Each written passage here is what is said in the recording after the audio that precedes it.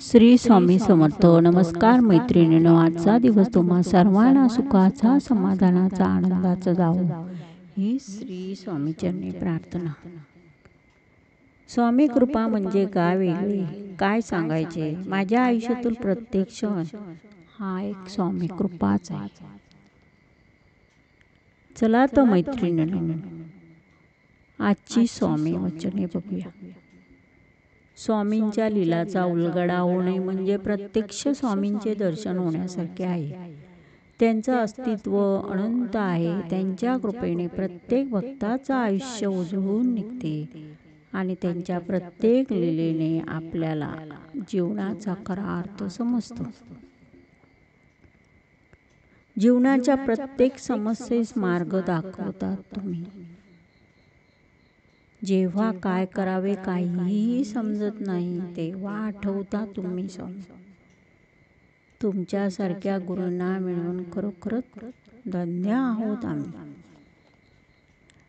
मनुष्य जन्माला आल्याचे काहीतरी सार्थक करावे असा संदेश समर्थ आपल्या भक्तांना देत आहेत. शांती, क्षमा, सद्बुद्धी, सदाचार, आदर, संतोष, भक्ती, विद्या, वैभव, आचार, विचार, प्रति, न्याय, नीती अशा अनेक गुणांचा साठा मनुष्याच्या ठिकाणी असायला हवा.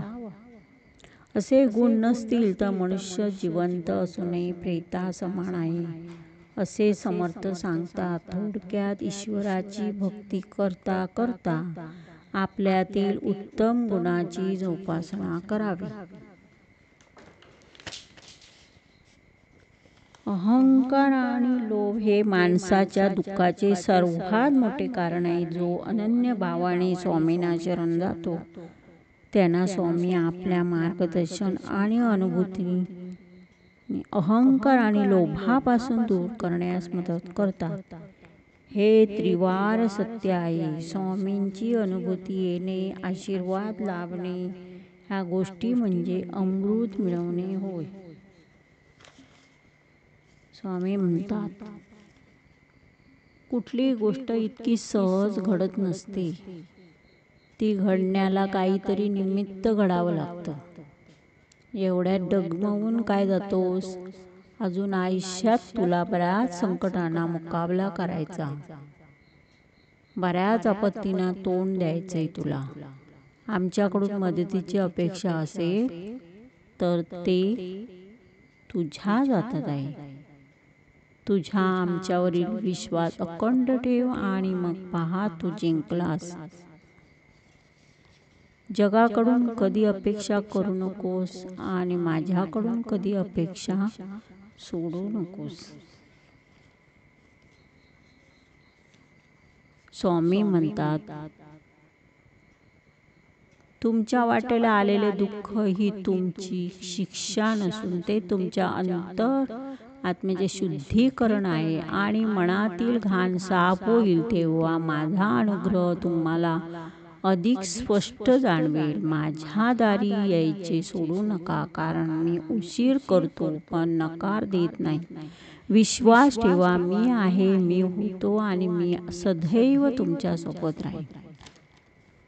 स्वामी म्हणतात, अडचणी आल्या म्हणून थांबू नकोस, तर त्या तुला मजबूत बनवायला आल्या आहेत. पडशील कधी कधी पण उठशील तूच, कारण तुझ्यात आहे आग आणि त्यावर आहे स्वामींची सावली.